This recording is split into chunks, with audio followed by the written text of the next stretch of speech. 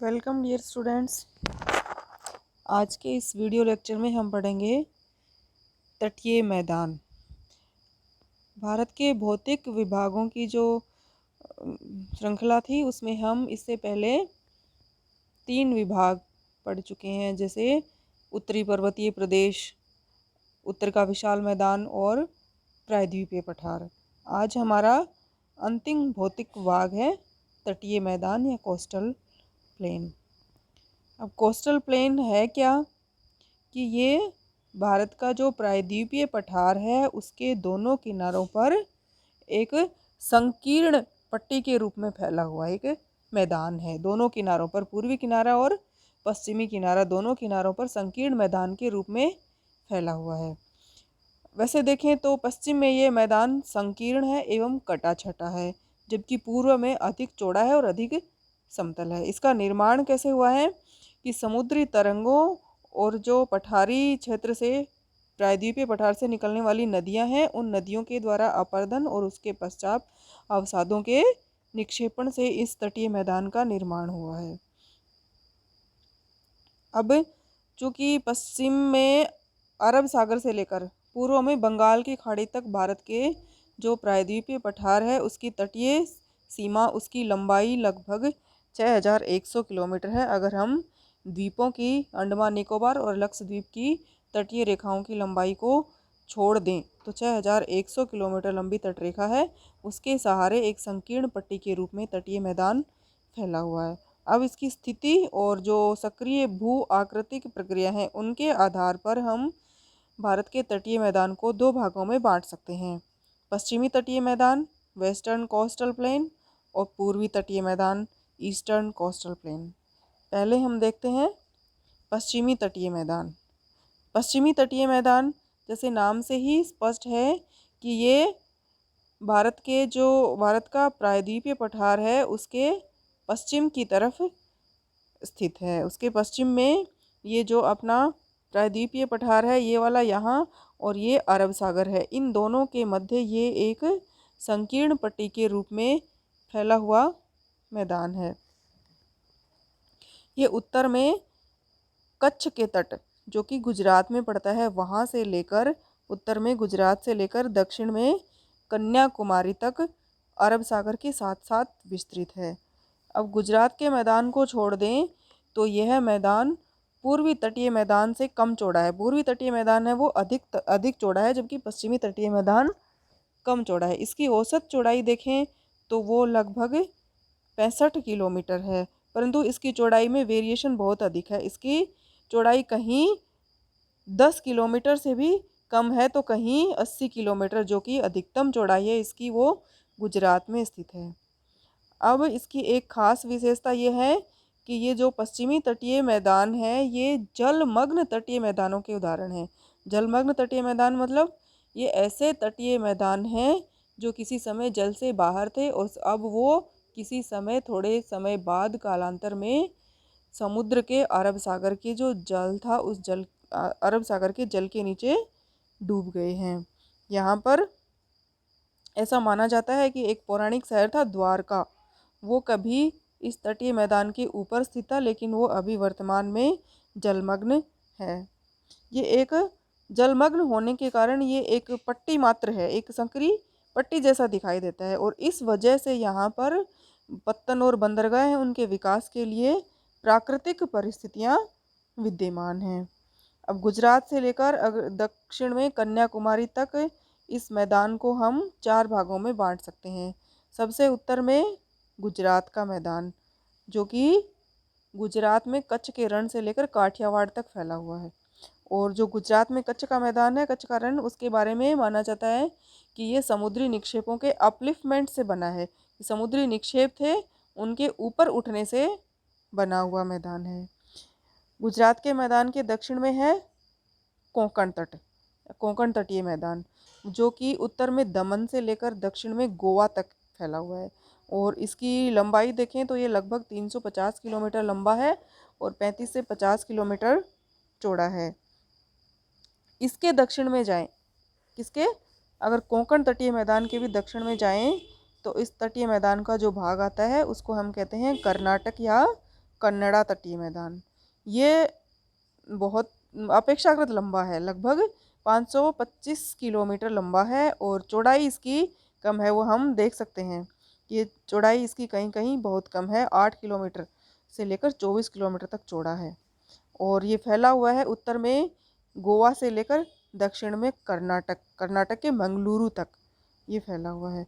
और जो पश्चिमी तटीय मैदान है, उस पश्चिमी तटीय मैदान का अंतिम और चौथा भाग हम देखें, जो दक्षिणतम है, उसको हम कहते हैं मालाबार तटीय मैदान, जो कि उत्तर में मंगलुरु तट, जहाँ पर कर्नाटक या कन्नड़ा तट समाप्त होता है, वहाँ से लेकर दक्षिण में कन्याकुमारी तक फैला हुआ है। मालाबार तट 550 किलोमीटर लंबा एवं 20 से 100 किलोमीटर चौड़ा है। इस तटीय भाग में एक अनेक लंबे और संकरे बैकवाटर्स पाए जाते हैं। बैकवाटर्स, जिन्हें यहाँ पर एक विशेष नाम दिया जाता है, केरल में क्या कहते हैं उनको, कयाल कहते हैं। कयाल क्या है, ये एक प्रकार की लैगून झील है। लैगून झीलें किसी भी वजह से, निक्षेप के जमा होने से या कोरल प्रवाल के वजह से, उन वजह से अवरोधक संरचना बन जाती है। उस अवरोधक संरचना के अंदर जल भर जाता है तो एक झील जैसी बन जाती है। उस झील को हम कहते हैं लैगून, जिसको केरल में एक विशेष नाम दिया गया है, कयाल। और केरल में इस तरह की एक विशेष प्रसिद्ध झील है जिसको वेम्बनाड नाम दिया गया है, जो कि 180 किलोमीटर से भी अधिक लंबी है। और मालाबार तट पर इन कयालों का विशेष प्रयोग होता है।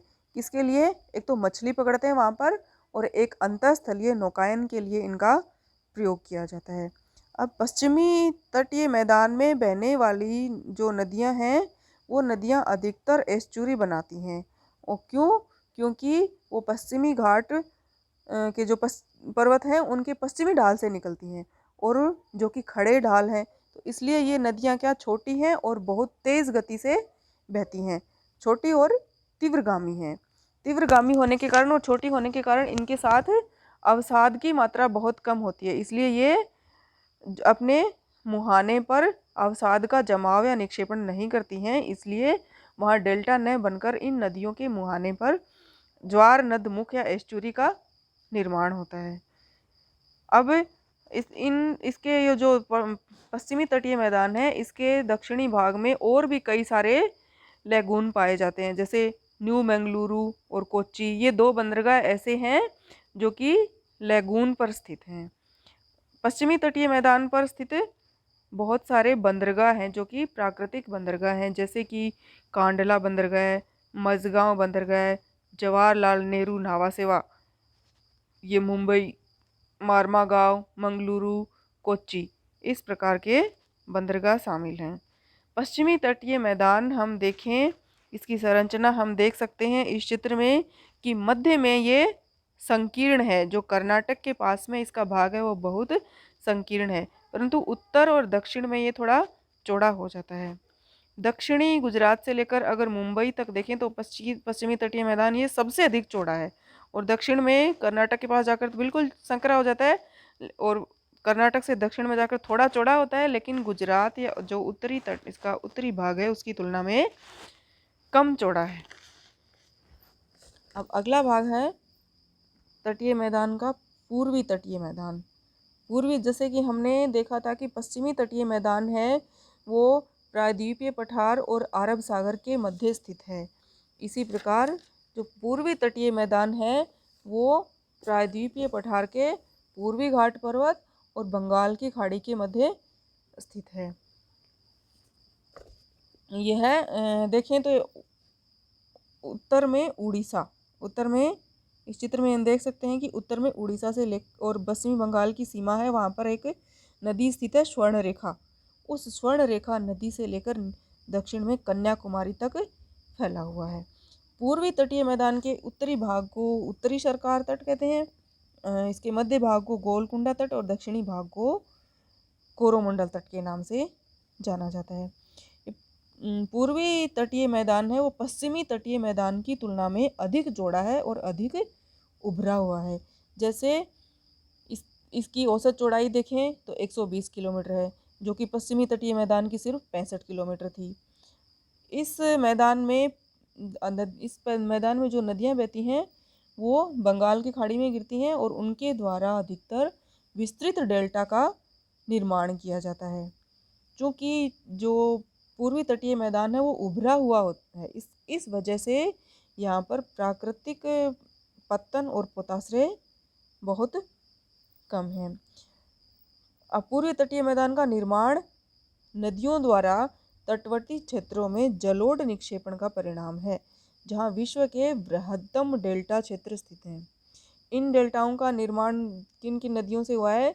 महानदी, गोदावरी, कृष्णा, कावेरी, इन सब नदियों के द्वारा जो लाए गए अवसाद हैं उनके निक्षेपण से पूर्वी तटीय मैदान में अनेक सारे डेल्टाओं का निर्माण हुआ है।